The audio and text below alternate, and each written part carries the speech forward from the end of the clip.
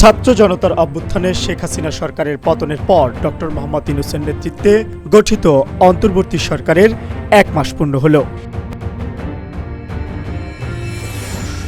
এই 1 মাসে কি পরিবর্তন হলো দেশে, জনগণের প্রত্যাশা কতটা পূরণ হলো?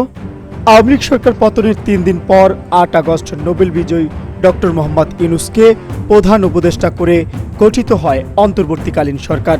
প্রথমে 17 সদস্যের উপদেষ্টা থাকলেও পরে যোগ দেন আরও 4 উপদেষ্টা। উপদেষ্টা মণ্ডলীতে সদস্য হিসেবে যুক্ত হন বৈষম্য বিরোধী ছাত্র আন্দোলনের 2 সমন্বয়ক নাহিদ ইসলাম ও আসিফ মাহমুদ। শেখ হাসিনা সরকারের পতনের পর 3 দিন দেশে কোনো সরকার না থাকায় ভেঙে পড়ে দেশের আইনি কাঠামো। এর মধ্যে শপথ নেয় এই সরকার। এরপর এক একটি চ্যালেঞ্জ সামলে নেয় ডক্টর মোহাম্মদ ইউনূসের সরকার। প্রশাসন, আইন শৃঙ্খলা, মানবাধিকার, অর্থনীতি সহ বিভিন্ন ক্ষেত্রে বেশ কিছু সিদ্ধান্ত ও পদক্ষেপ গ্রহণ করেছে তারা। জুলাই আগস্টে ছাত্র জনতার আন্দোলন দমাতে করা ফৌজদারি সকল মিথ্যা মামলা প্রত্যাহারের সিদ্ধান্ত হয়। মুক্তি দেওয়া হয় কয়েক হাজার বন্দীকে। আন্দোলনে নিহতের ঘটনায় জাতিসংঘের মাধ্যমে তদন্তের সিদ্ধান্ত নেয় সরকার। আর গুমের ঘটনা তদন্তে গঠিত হয় আলাদা কমিশন এবং গুম বিরোধী আন্তর্জাতিক সনদেও স্বাক্ষর করে বাংলাদেশ। ছাত্র জনতার অভ্যুত্থানে হতাহতদের তালিকা প্রণয়ন ও সহযোগিতার জন্য নেওয়া হয় ফাউন্ডেশন গঠনের সিদ্ধান্ত। সংযুক্ত আরব আমিরাতে বিক্ষোভের ঘটনায় সাজাপ্রাপ্ত 57 বাংলাদেশিকে প্রধান উপদেষ্টা ডক্টর মোহাম্মদ ইউনূসের অনুরোধে ক্ষমা করে দেন আমিরাতের প্রেসিডেন্ট। আন্দোলনে আহত ও নিহত ব্যক্তিদের পরিবারকে সহায়তা দিতে করা হয় স্বাস্থ্য কমিটি।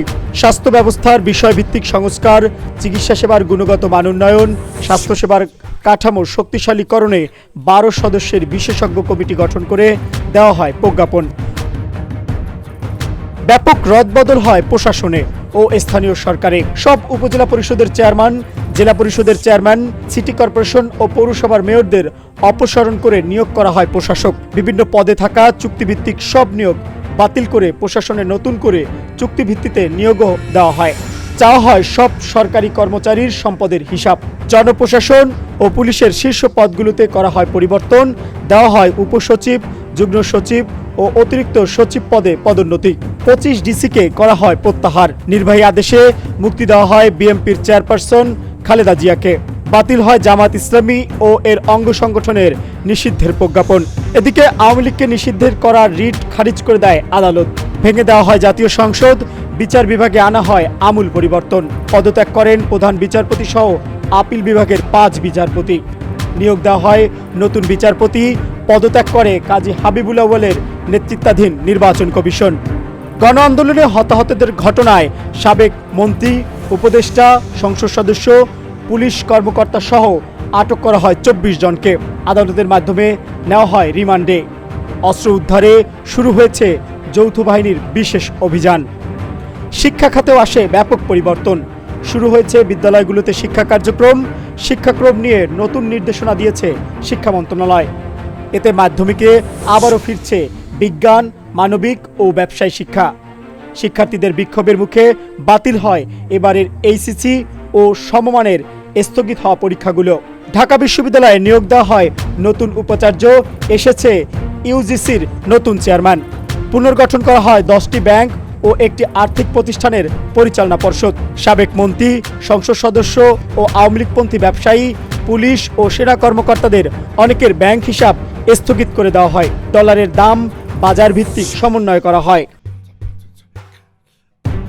মোবাইলে আর্থিক সেবা, নগদের পরিচালনা ও ব্যবস্থাপনা পর্ষদ বাতিল করে নিয়োগ দেওয়া হয় প্রশাসক। শেয়ার বাজারে বেক্সিমকো, লা মেরিডিয়ান হোটেল সহ 12 প্রতিষ্ঠানের বিরুদ্ধে অনিয়ম দুর্নীতি তদন্তে গঠন করা হয় committee. Beximco group, S Alam group ও চৌধুরী নাফিস শারাফাতের বিরুদ্ধে অর্থ পাচারের অভিযোগে অনুসন্ধান শুরু করে সিআইডি।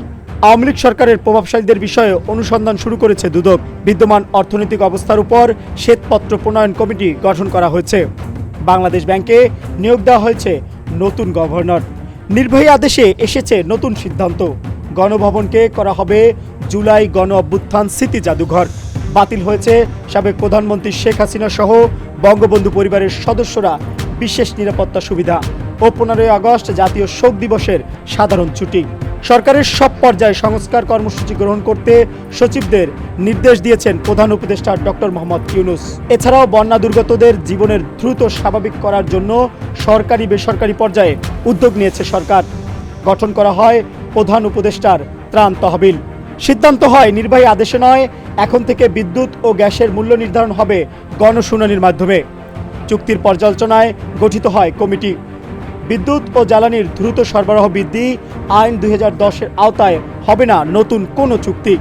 বাংলাদেশ ক্রিকেট বোর্ডেও আসে ব্যাপক পরিবর্তন। বাতিল হয়েছে রামুর সংরক্ষিত বনে বাফুফের টেকনিক্যাল সেন্টার নির্মাণের উদ্যোগ। 2 মাসের মধ্যে নদীর পূর্ণাঙ্গ তালিকা করার সিদ্ধান্ত নিয়েছে সরকার। এছাড়াও 64 জেলায় অন্তত 64টি নদী চিহ্নিত নদীর অবৈধ দখলদার উচ্ছেদ করতে সিদ্ধান্ত নিয়েছে সরকার। কূটনৈতিক ক্ষেত্রেও পাল্টেছে অবস্থান। এখন যেন একটু ফ্রন্ট ফুটেই বাংলাদেশ। বিএসএফের গুলিতে মৌলভীবাজারে স্বর্ণা দাস নামে এক কিশোরী হত্যায় দিল্লিকে কড়া প্রতিবাদ জানায় ঢাকা। ফেনীর আকস্মিক বন্যার কারণও জানতে চাওয়া হয় ভারতের রাষ্ট্রদূতের কাছে। এই 1 মাসে অন্তর্বর্তী সরকার বেশ কয়েকটি আন্দোলনের মুখোমুখি হয়েছে। সংখ্যালঘু নিরাপত্তা আন্দোলন, এইচএসসি পরীক্ষা বাতিল, পোশাক শ্রমিক আন্দোলন, রিকশাওয়ালা ও ডাক্তাররা নানা দাবিতে নেমেছিল আন্দোলনে, যেগুলো সরকারের সঙ্গে আলোচনায় সমাধান আসে। তবে বেগতিক দিকে মন নিয়েছিল আনসারদের আন্দোলন। তবে যত দিন যাচ্ছে ততই নিজেদের সামনে নিচ্ছে অন্তর্বর্তীকালীন সরকার। যদিও বিশেষজ্ঞরা বলছেন একটি দেশের সার্বিক অবস্থা পরিবর্তনে 1 মাস খুবই স্বল্প সময়, তাই দেশের পরিস্থিতি পরিবর্তনে সময় দিতে হবে এই অন্তর্বর্তীকালীন সরকারকে। Mohammad Shafiqul Islam, Asian television, Dhaka.